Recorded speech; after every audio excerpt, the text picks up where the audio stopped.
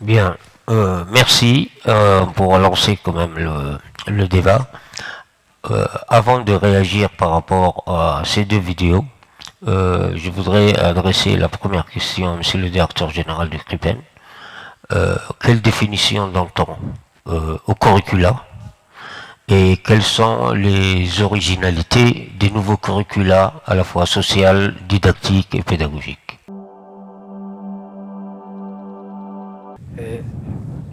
Euh, le curricula, je crois, l'inspecteur va me compléter. Euh, C'est euh, c'est un tout.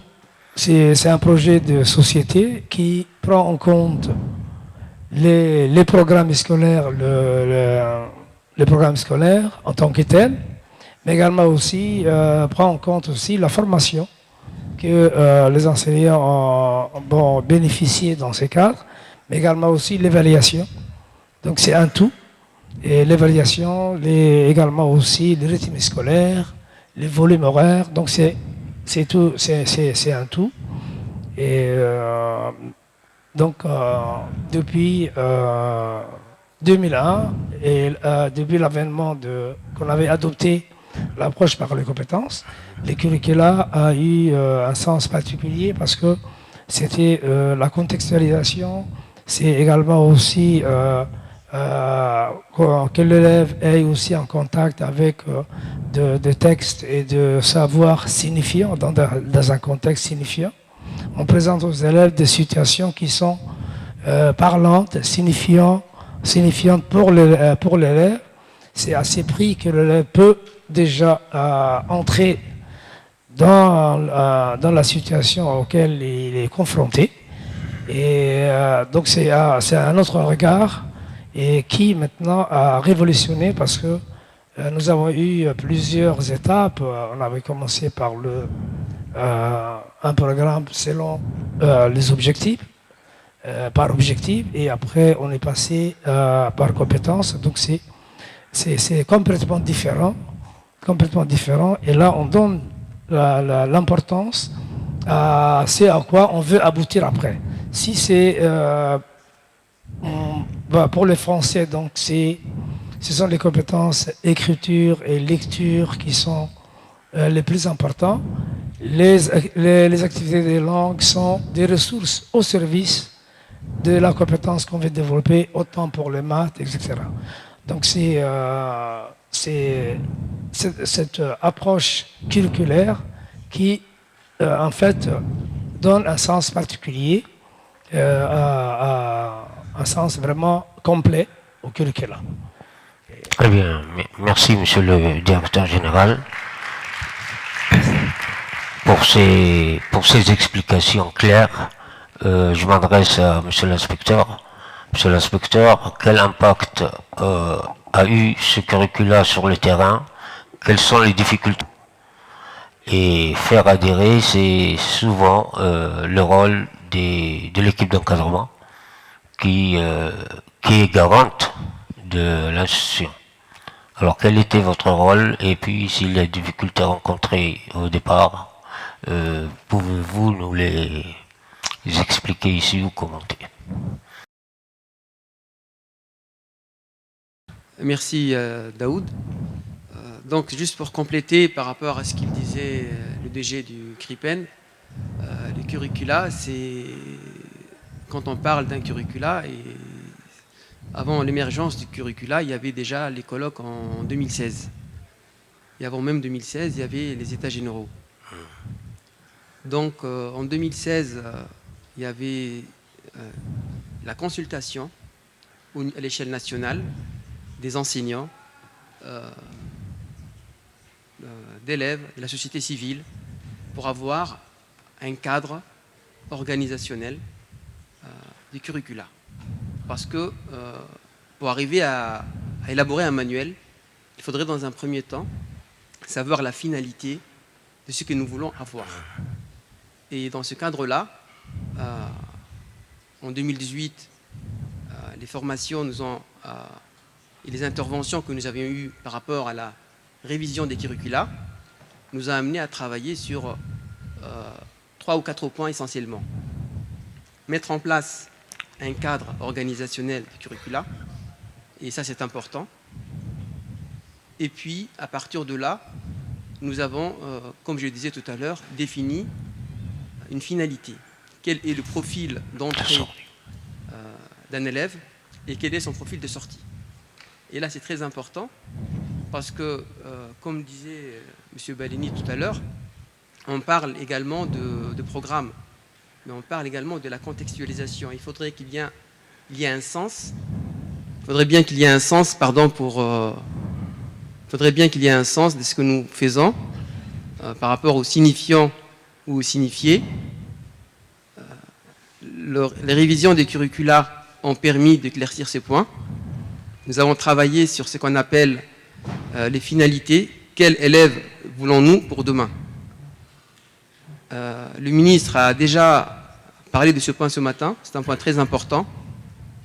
Nous en parlons.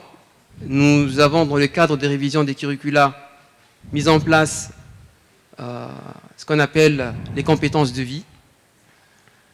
On les a mis en exergue, les 12 compétences de vie, parce que nous voulons un élève, finalement, à la fin de l'enseignement fondamental, puisse avoir un profil qui lui permet de s'adapter au milieu de vie et être ouvert au monde. Également, nous avons mis dans les curricula ce qu'on appelle les compétences TIS. Maintenant, les TIS sont devenues une nécessité, voire une vie. On ne peut plus parler, on ne peut plus enseigner sans les TIS. C'est devenu une priorité. Donc, dans ce cadre-là, dans le cadre de révision des curricula, pourquoi les réviser? Parce qu'il y avait déjà l'existant, certes, mais à partir de là, nous avons rajouté un certain nombre de points. Par exemple, au niveau de l'enseignement de base, en 3e année, maintenant, il y a une nouvelle discipline, il y a l'anglais. Donc nous sommes, vous savez très bien, dans une zone en Afrique, et nous sommes, je ne dirais pas bilinguisme, mais trilinguisme. Il y a le français, il y a l'anglais et l'arabe. Tout en gardant bien sûr ce qu'on appelle l'intégration de la discipline. On a intégré la discipline informatique en tant que discipline à part entière, et les volumes horaires ont été revus.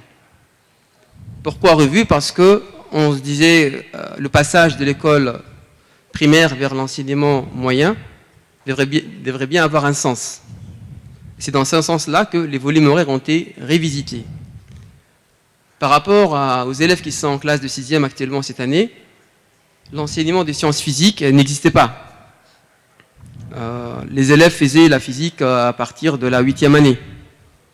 Alors que dans le cadre de révision, les élèves commencent la physique. Déjà, il y a un travail d'approche qui démarre dans l'enseignement de base, mais surtout, en classe de 6e, de la 6e à la 9e, il y a l'enseignement des sciences physiques qui sont intégrés. Donc, il y avait beaucoup de défis. Certes, nous sommes en train de toujours améliorer cette vision des programmes. Maintenant, par rapport à la question que vous avez posée, certes, nous avons eu des difficultés. Mais ces difficultés nous font que nous apprendre à évoluer. Parce que sans difficulté, on n'apprend pas. Et c'est avec les difficultés qu'on apprend. La conception de manuels était, surtout dans la période pandémique, la période de confinement, et avoir une production, ce matin j'entendais parler d'une production de qualité, c'est aussi un point très important, avoir une production de qualité. Travailler dans les aspects didactiques du document, comment concevoir des activités ayant un sens pour l'élève, parce que l'élève devrait avoir un sens dans ses activités, se retrouver lui-même, et surtout, ne pas être passif dans l'apprentissage. Nous avons mis en place, quelles que soient les disciplines, nous avons pensé à ce que l'élève soit un acteur dans son apprentissage. C'est-à-dire que dans les anciens manuels qui étaient certainement bons, puisque là on va vers une perfection, nous avons mis en place ce qu'on appelle des démarches d'investigation. C'est-à-dire que l'élève apprend, mais à travers des situations problèmes. Il ne s'agit pas d'acquérir des contenus, il ne s'agit pas de connaître des formules, des propriétés ou des enseignements sans qu'ils ne comprennent d'où est-ce que ça vient. Et tout ça, c'est dans une perspective systémique dans l'utilisation des TIS et d'autres ressources numériques. Cette année, nous avions la chance, je remercie notre ministère, notre ministre, qui nous a donné cette chance-là, vu que les difficultés ont été recensées, pour avoir un manuel expérimental. Donc, à l'échelle nationale, que ce soit dans l'enseignement de base, que ce soit dans l'enseignement moyen, les manuels sont là, à la disposition des élèves, à la disposition des enseignants. Il y a ce qu'on appelle les référents disciplinaires par établissement, et toutes les erreurs qui ont été recensées sont signalées, puisque nous sommes dans une phase d'expérimentation. Donc ces documents, ces manuels scolaires qui sont à l'échelle nationale vont être donnés au conseil pédagogique, qui par la suite va transmettre à l'inspection, aux différentes inspections d'ailleurs, pour pouvoir corriger ou améliorer les contenus. C'est une chance, parce que l'année prochaine, on aura le manuel, mais révisé. Très bien. Merci. Ma troisième question s'adresse au chef département du centre d'édition de la Mauritanie. Vu ce qu'on a entendu, y a-t-il des similitudes par rapport à votre expérience? Parce qu'on parle de révision des curricula, on parle d'approche par les compétences. Est-ce que vous êtes engagé dans la même entreprise que nous? Est-ce qu'il y a des similitudes? Quelles sont vos expériences dans ce domaine? En Mauritanie, je vais brosser une situation rapidement. Il y avait maintes réformes dans le secteur de l'éducation nationale. C'est-à-dire en 1967, il y avait une première réforme qui veut en quelque sorte mauritaniser l'éducation nationale après la période coloniale. En 1973, il y avait aussi une autre réforme. En 1979, il y avait une réforme qui tend vers l'arabisation de l'enseignement en Mauritanie. Et en 1999, il y avait une autre réforme. Et même dans cette année scolaire 2020-2021, on parle des prémices d'une nouvelle réforme. Dans chaque réforme, il y a toujours cette vision d'introduire quelque chose de nouveau. Je me rappelle bien qu'en 1999, l'avant-dernière réforme, il y avait l'introduction de l'approche par les compétences. Et sur la base de cette introduction, nous avons révisé les programmes, et nous avons conçu aussi tous les manuels sur la base de la PC. Et même en 2020-2021, on parle de la vision holistique qui se veut remplacer l'approche par les compétences. C'est-à-dire qu'il y a toujours des approches et des nouveautés dans le domaine pédagogique. Concernant les structures pédagogiques mauritaniennes, je dois signaler qu'ici, en Mauritanie, il y a une différence, il y a des tâches différentes entre l'inspection générale, qui est chargée proprement dit de programmes, des curricula, et l'IPN, c'est-à-dire l'Institut pédagogique national, qui est chargé d'élaborer les manuels scolaires. C'est la base des curricula conçus par l'IGEN, c'est-à-dire l'Inspection générale de l'éducation nationale. Bon, il y a une complémentarité entre les deux institutions, c'est-à-dire il s'agit toujours des inspecteurs du fondamental et du secondaire qui travaillent soit à l'IGEN, soit à l'IPN. Il y a toujours aussi une étroite collaboration avec les écoles de formation, c'est-à-dire les ENI, l'école normale des instituteurs et l'école normale de l'enseignement. C'est-à-dire les formateurs dans ces écoles doivent aussi participer aux révisions des programmes et aussi à la conception des manuels. Concernant la conception des manuels, l'IPN est chargé de concevoir ces manuels.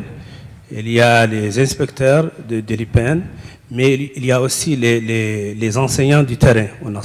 On a tendance à associer les instituteurs, les professeurs, chacun dans son domaine, en prenant un exemple, un instituteur ou un enseignant qui est censé être un bon enseignant, qui a une expérience et qui doit participer aussi à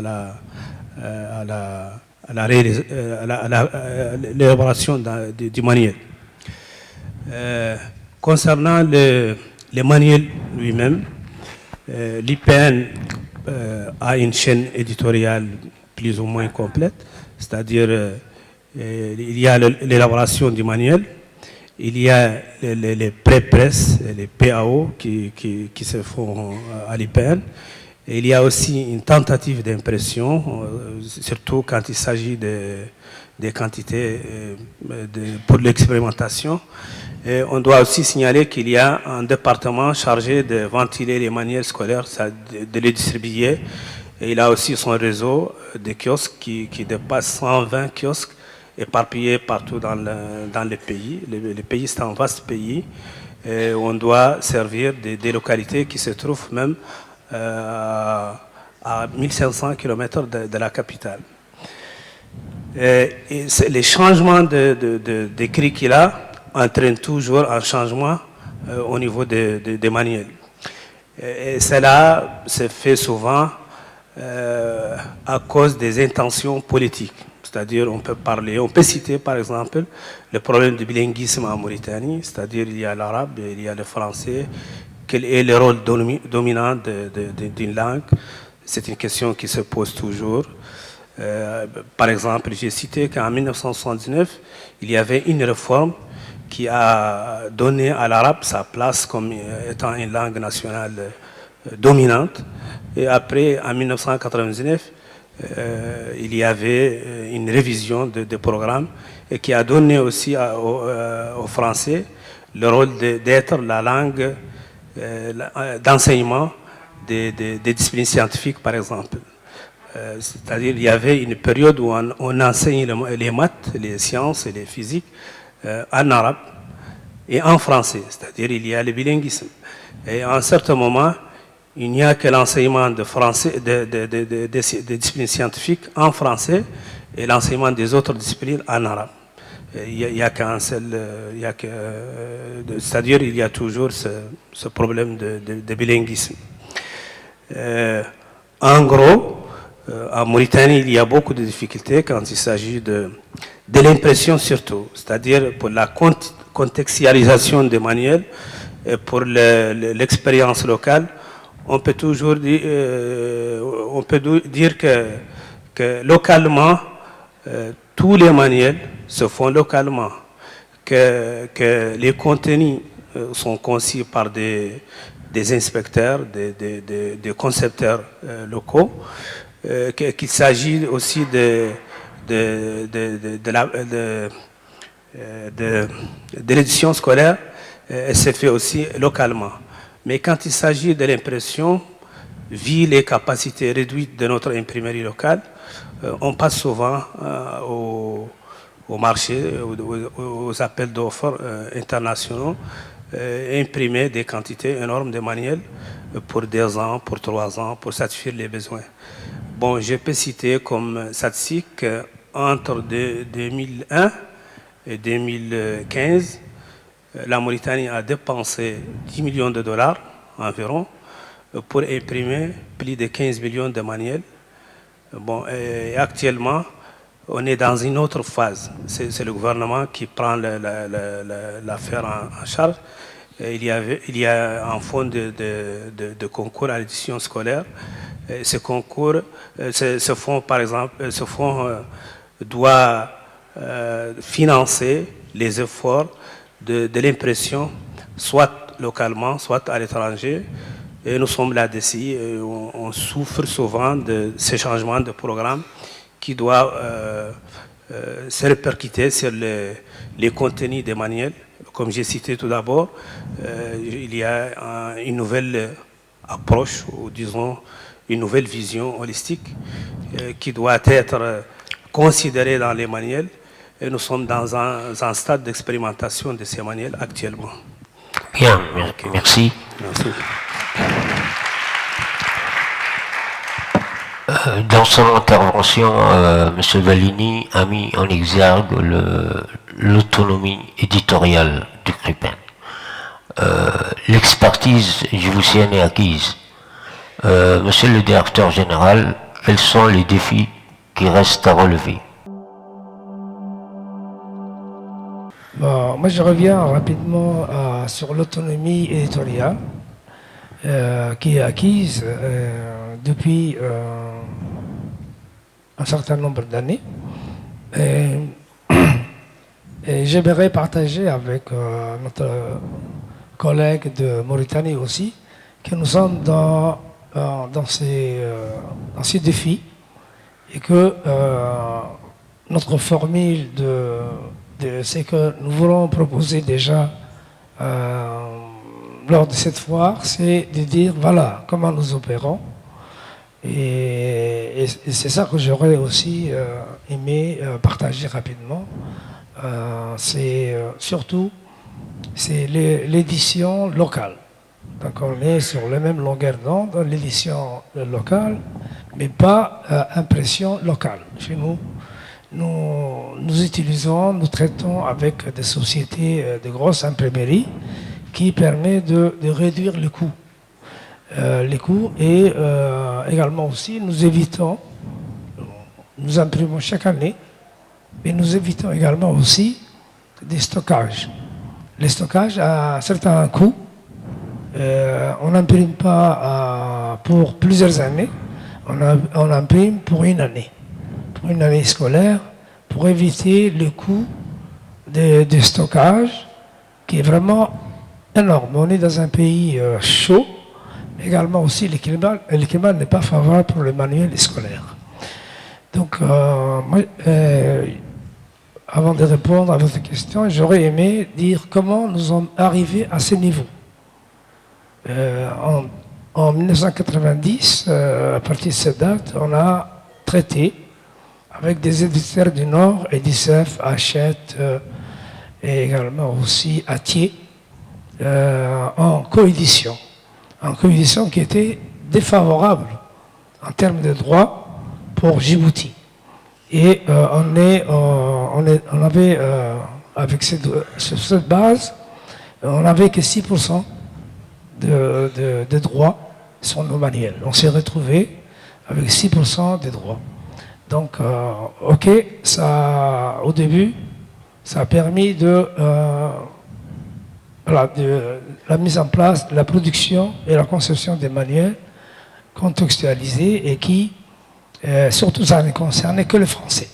L'enseignement de français avec une nouvelle approche communicative. On est passé des SGAF et on est passé à approche basée sur la communication.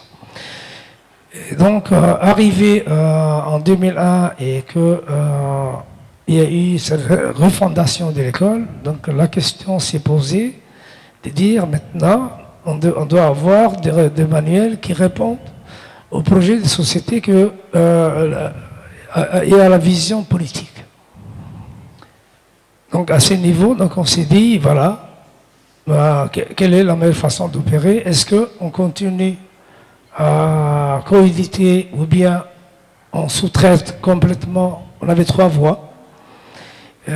Ou bien on lance une édition locale à part entière. Donc on a choisi d'être éditeur à part entière. On a pensé que cette formule allait mieux que la coédition parce qu'on avait l'expérience de la coédition qui en fait n'a pas réduit la cherté de manuel, mais également aussi la disponibilité de manuel auprès des élèves. On était dans le même cas, il y avait 4 manuels, un manuel pour 4. dans toutes les situations, sauf les collèges et les lycées, où il y avait là, les parents participaient fortement. Dans les primaires, la gratuité n'avait pas de sens. Et surtout également aussi, comme les manuels coûtaient cher, les écoles avaient tendance à garder les manuels dans les écoles, et juste au moment d'utilisation, on remet aux élèves et après on ramasse. Donc ça favorisait des tirages, des photocopies, des bibliocopies, et donc ça a engendré d'autres coûts indirectement. Et le manuel n'allait pas à la maison. Donc pour avoir le manuel à la maison, il fallait photocopier. Donc on s'est retrouvé dans cette situation parce que le manuel coûtait cher, entre 1800 à 3000. Donc dans telle situation, on ne pouvait pas généraliser, permettre à chaque élève d'avoir un manuel. Donc la réforme était basée sur ça. Si on veut relever la qualité, il faut que chaque élève dispose de son manuel et que ce manuel soit accessible. Donc du coup, c'est cette option qui maîtrise tous les coûts, c'est-à-dire une subvention, c'est subventionné, mais quand même aussi après, au bout, on doit arriver à un manuel qui coûterait plus cher plusieurs années après. La première édition, le manuel coûte cher parce que ça nous revient cher aussi, 6 à 8 dollars. Et parce qu'on prend en compte les coûts fixes et les coûts, quand on prend en compte les coûts fixes, le salaire, l'électricité, les bâtiments, tous les coûts qui ne bougent pas mais qui est là, les salaires, plus l'impression qui sont les coûts variables. Donc si on prend en compte, le manuel nous revient cher, 6 à 8. Mais l'année d'après, lors de l'édition, la réédition, le manuel nous coûte $1, $1,50. Mais on est toujours défavorisé, pas comme les Mauritanie, je ne sais pas le nombre de population, on est moins d'1 million. Et on s'est dit, si on avait un tirage de 100 000, on aurait en deçà avoir un manuel qui coûte 70 centimes au mois, 50 centimes par manuel.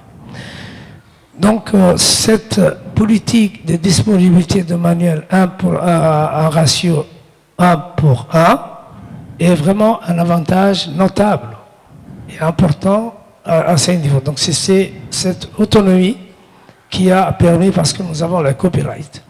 Et l'autre avantage de cette autonomie, c'est que maintenant on passe à l'ère numérique. Et ce passage à l'ère numérique, on a besoin de manuels. Un manuel dont on n'a pas tous les droits, on ne pourra pas décider du jour au lendemain de passer à l'ère numérique et de numériser les manuels. Et ça aussi, c'est un deuxième avantage. Au début, on ne les soupçonnait pas, mais après, on s'est rendu compte qu'avec le copyright, on passe à l'ère. On peut déjà, c'est un avantage. C'est un avantage d'avoir. Donc, c'est pour dire qu'on dépense moins que la situation d'avant. Et on gagne plus parce qu'on essaye de maîtriser tous les coûts tous les coûts pour avoir des manuels qui entrent dans l'enveloppe qu'on veut, dans les budgets prévus.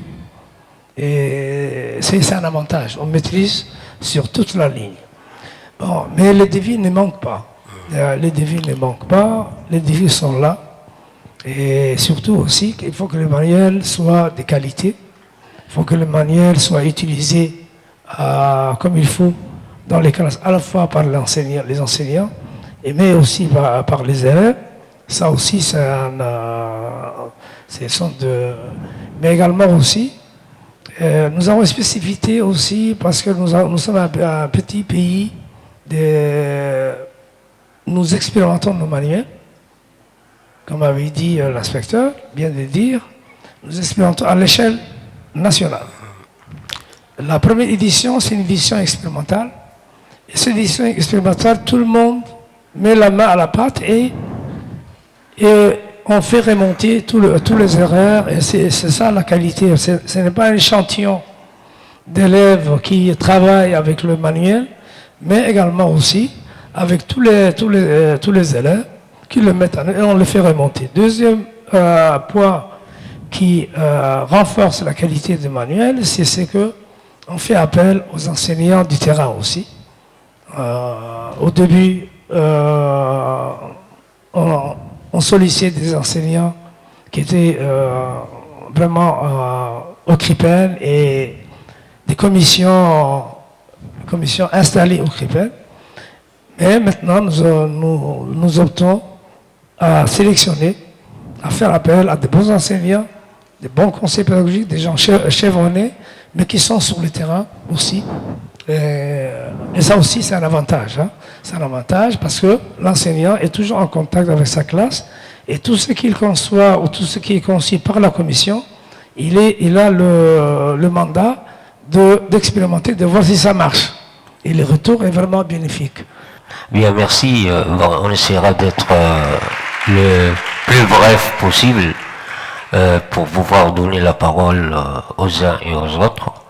Le matin, le ministre parlait d'un possible partenariat sud-sud. Dans quel domaine le CRIPEN peut intervenir par rapport au PMI? Comment voyez-vous les perspectives de coopération? Non, mais les perspectives de coopération, rien qu'en s'enrichissant de l'expérience des uns et des autres, on peut déjà renforcer la conception des manuels et l'édition d'une manière générale. Ça, c'est un avantage, mais également aussi en coopérant sur plusieurs niveaux. Hein. Peut-être sur le droit d'auteur. L'expertise. On peut travailler aussi sur les expertises didactiques, éditoriales, mais également aussi au niveau de l'évaluation. Les manuels, il faut l'évaluer au bout du compte, dire si la qualité vraiment... et là, c'est en se mettant ensemble qu'on peut arriver à dominer tous ces points et bien d'autres. Hein, et bon, quand on se met autour, on lance des forums sur une problématique, c'est tout un avantage pour les uns et pour les autres parce que déjà ça vous fait réfléchir. Vous dites, est-ce que notre processus nous le mettons bâton rompu et rapidement, ou bien est-ce que chaque phase donne de bons résultats? Et là, ce n'est que en créant des commissions ou des partenariats dans des domaines bien précis qu'on peut relever la qualité. En 2009, donc, il y avait un séminaire interafricain. Et là, c'était spécifiquement pour comment concevoir des manuels selon l'approche par les compétences. Ça, il n'y en avait pas du tout. Donc, il fallait concevoir des manuels qui vont dans ce sens. Et c'est là qu'on avait commencé à réfléchir ensemble. Et entre autres, c'était avoir des bases de données au niveau de photos, bases de données des gratuits au niveau de texte, etc. Mais également aussi partage d'experts dans les domaines de technique ou dans les domaines de l'évaluation, dans les domaines didactiques. Donc, qu'il y ait vraiment, pour qu'il y ait émergence d'un pool et que l'éducation de nos pays respectifs en profite. Bien. Monsieur l'inspecteur, le directeur général du CRIPEN avait parlé d'éthique dans les curricula. Vous l'avez évoqué également. En quoi votre expertise dans le domaine, étant donné que vous êtes inspecteur de mathématiques, vous intervenez dans les enseignements apprentissage à l'ère numérique? Oui, merci M. Daoud. L'enseignement d'éthique, c'est vrai, on en avait parlé tout à l'heure, c'est un point très important. Et d'ailleurs, je rajoute par rapport à ce que je disais tout à l'heure, au niveau des volumes horaires, il a changé par rapport aux mathématiques, par exemple, relativement à votre question. Le volume horaire est passé de 5 heures prof vers 7 heures élèves, 7 heures prof, pardon. Alors pourquoi? Parce que dans le cadre des curricula, nous avons introduit ce que nous appelons l'algorithmique et la programmation. C'est-à-dire que maintenant, nous avons des élèves dès à partir de la 6e année qui commencent à s'imprégner en utilisant l'algorithmique qui est un concept très important pour pouvoir rentrer dans le domaine des TIS. Au niveau des enseignements-apprentissages, si nous remontons un peu dans le temps au niveau des enseignements, un enseignant lambda, par exemple, pourrait introduire une notion à travers un cours classique, il faudrait tout déverser dans la tête de l'élève. Mais tout ce qu'on peut faire maintenant avec les TIS, c'est qu'on peut vulgariser, on peut avoir une richesse d'exemples, une richesse de configuration, en manipulant des logiciels spécifiques, des ressources numériques qui sont déjà faits, libres de droit parfois, très souvent, et qui peut développer l'esprit critique chez l'enfant. Un exemple très simple, je peux faire introduire une notion pour un élève avec un seul exemple. Et l'élève ne comprendra qu'avec cet exemple-là. Mais en utilisant les TIS, une animation pédagogique pourrait montrer à l'élève que ce que je vois, ce que j'aurais pu faire dans le temps en prenant beaucoup plus de durée, maintenant je peux le faire très rapidement. Et non seulement ceci, mais je pourrais faire découvrir d'autres notions en parallèle et comprendre ce concept-là. Ça permet à l'élève de se développer, de se poser des questions, de cogiter, de réfléchir et ne pas rester uniquement sur une configuration particulière. Et ça, c'est un outil très puissant, le TIS, un outil qu'on peut exploiter, mais à bon escient. Tout à l'heure, on a parlé des difficultés, effectivement. Il faudrait qu'il y ait une bonne interprétation du curricula, de la pratique et de la mise en œuvre de ce curricula. C'est la raison pour laquelle je disais tout à l'heure qu'il y a cette manuel expérimentale qui est en retour vers l'inspection, vers la PAO, la production assistée à l'ordinateur, pour qu'on puisse avoir un manuel finalement qui soit au maximum exempt d'erreurs. Les TIS, c'est très important. Nous sommes à l'ère numérique et certainement il y en avait déjà une partie timidement introduite dans l'ancien programme, mais là maintenant ça prend de l'espace. Et raison pour laquelle je dis que l'introduction de l'informatique en tant que discipline à part et l'augmentation du volume horaire avec l'introduction en mathématiques de l'algorithmique et programmation amène nos élèves à être ouverts à tout ce qui est d'enseignement et d'informatique et de programmation, parce que finalement ça amène après vers la robotique. Nous avons déjà des concours à l'échelle nationale sur la robotique et c'est une étape très importante pour le développement d'un citoyen djiboutien gardant son identité, mais aussi être ouvert vers l'extérieur. Bien, merci. Monsieur le chef de département, je pense que vous avez eu l'occasion de visiter les stands.